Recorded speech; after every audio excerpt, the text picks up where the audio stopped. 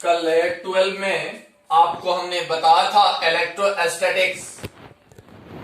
Electrostatics तथा electric current, electricity की परिभाषा। आज हम लोगों का हेडिंग है विद्युत धारा। आज हम लोग समझेंगे विद्युत धारा, यानी प्राय सिंपली इसको कहा जाता है कि विभवांतर के अधीन आवेश के प्रवाह को विद्युत धारा कहते हैं। लेकिन ये परिभाषा में कुछ अपवाद रह जाते हैं, इसलिए हमने इस परिभाषा को और तर्कसंगत बनाने की कोशिश की है कि किसी चालक से निश्चित दिशा में आवेश के प्रवाह को विद्युत धारा कहते हैं। The flow of charge in A definite direction in a conductor is called electric current. और एक शब्द आ गया हमारा निश्चित दिशा। यह निश्चित दिशा जो नया शब्द इलेक्ट्रिसिटी में मिल रहा है, तो आखिर इसका अभिप्राय क्या है? तो हमने लिखा है कि निश्चित दिशा का अभिप्राय यानी meaning of A definite direction. जैसे ये चालक हो गया, वो ये हो गया कंडक्टर हो गया, चालक हो गया कंडक्टर, और ये इसका होता है अनुप्रस्थ काट का क्षेत्रफल। अनुप्रस्थ काट का क्षेत्रफल यानी इसी कहते हैं अंग्रेजी में क्रॉस सेक्शन एरिया।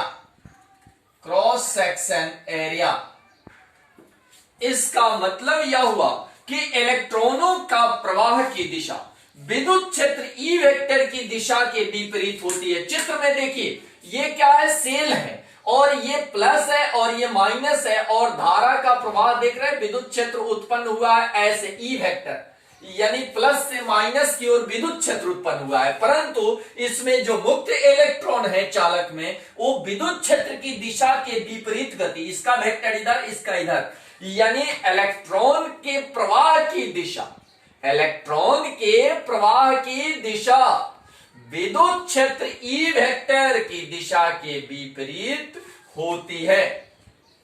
यानी चित्र से ई वेक्टर, इसका डायरेक्शन देखिए, वो चित्र में इधर दिया इस साइड, और इलेक्ट्रॉन का प्रवाह इस साइड, ताकि आपको स्पष्ट हो सके कि जो परिभाषा में हमने एक शब्द जोड़ा निश्चित दिशा, उस निश्चित दिशा का अभिप्राय क्या है। अब विद्युत धारा को सूत्रबद्ध करते हैं तो कुछ किताबों में इसकी परिभाषा, चूंकि इससे सूत्र से ही लिया गया है, जैसे कुछ किताबों में हमने देखा, एक उदाहरण के तौर पर आपको बता दें कि औसत की परिभाषा हमने देखा कि प्रेक्षणों की योग में प्रेक्षणों की संख्या से भाग देने से प्राप्त अंक को औसत कहते हैं। मुझे समझ में नहीं आता कि पहले परिभाषा की पहले सूत्र, तो यहाँ कुछ किताबों में ऐसे ही विद्युत धारा की भी परिभाषा दी हुई है कि आप आवेश और समय के अनुपात को विद्युत धारा कहते हैं। तो पहले सूत्र हुआ कि पहले परिभाषा हुई। खैर, ये तर्क का विषय है। विद्युत धारा बराबर आवेश, पहले परिभाषा होना चाहिए। विद्युत धारा बराबर आवेश बटा समय, यानी electric current is equal to charge बटा टाइम। इन सिंबॉलिक फॉर्म, इसी को सिंबल में लिखते हैं। विद्युत धारा को आई कहते हैं, आवेश को आपको पहले से पता है क्यू कहते हैं, और समय को टी कहते हैं। तो आई बराबर क्यू बाई टी। अब यही चीज बाबू जो आपने सिंपल फॉर्म में आई बराबर क्यू बाई टी पढ़ा, वही है इंस्टेंटेनियस करंट, यानी तत्क्षणिक धारा। इंस्टेंटेनियस करंट, तत्क्षणिक धारा, या ये भौतिक की भाषा है, यानी इसी का जो कलनीय रूप होगा, कैलकुलस फॉर्म यानी मैथमेटिकल लैंग्वेज, इसी का अगर कलनीय रूप लिखें तो यूं कह सकते हैं इंस्टेंटेनियस करंट कहिए तो, तत्क्षणिक धारा कहिए तो, या धारा के सूत्र का कलनीय रूप कहिए तो आई बराबर D Q by D T होता है। यानी विद्युत धारा का मात्रक, यूनिट ऑफ इलेक्ट्रिक करंट, मात्रक बराबर सी। सी मतलब समझ गए होंगे बाबू, चूंकि आवेश बटा समय है, और आवेश का मात्रक कूलाम होता है और समय का मात्रक सेकंड होता है, यानी कूलाम पर सेकंड, और कूलाम पर सेकंड या एम्पियर।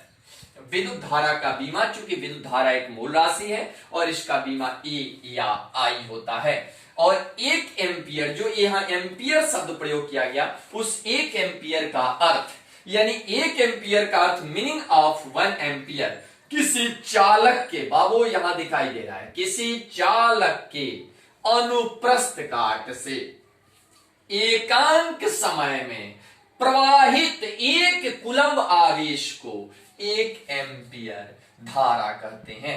यानी ये कुल मिलाकर विद्युत धारा की विवेचना है या उससे संबंधित पदों की विवेचना है। तो एक बार आइए विद्युत धारा की परिभाषा एक बार फिर से हम आपको बता दें कि विद्युत धारा किसी चालक से निश्चित दिशा में आवेश के प्रवाह को विद्युत धारा कहते हैं। The flow of charge in a different direction in a conductor is called electric current. यानी निश्चित दिशा का अभिप्राय, जो एक शब्द जुड़ा था निश्चित दिशा, उसका अभिप्राय हमको लगता है कि आपको समझ में आ गया होगा। यानी जब किसी चालक को विद्युत क्षेत्र में जोड़ते हैं तो विद्युत क्षेत्र में जोड़ने के बाद इसमें उपस्थित मुक्त इलेक्ट्रॉन, चूंकि चालक की परिभाषा है कि उसमें मुक्त इलेक्ट्रॉन होता है उसके गुण धर्म के अनुसार, तो यह मुक्त इलेक्ट्रॉन विद्युत क्षेत्र की दिशा के विपरीत गति करते हैं। यानी विद्युत क्षेत्र की जो दिशा होती है वो इलेक्ट्रॉनों की गति की दिशा के ठीक विपरीत होती है, वही निश्चित दिशा का अभिप्राय है। और विद्युत धारा की ये सूत्र हो गए, उसका मात्रक हुआ, बीमा हुआ। फिर उसके बाद आपको बताएंगे कि इसमें प्रवाहित हो रहे इलेक्ट्रॉन का वेग अर्थात अनुगमन वेग, अपवाह वेग, संवहन वेग या बहाव वेग, या अंग्रेजी में ड्रिफ्ट वेलोसिटी, जो एक ही एनसीईआरटी किताब में बहाव वेग कहा है, कहीं ड्रिफ्ट वेलोसिटी है, कहीं अनुगमन वेग है, कहीं संवहन वेग है। यानी इन तथ्यों को अगले वीडियो में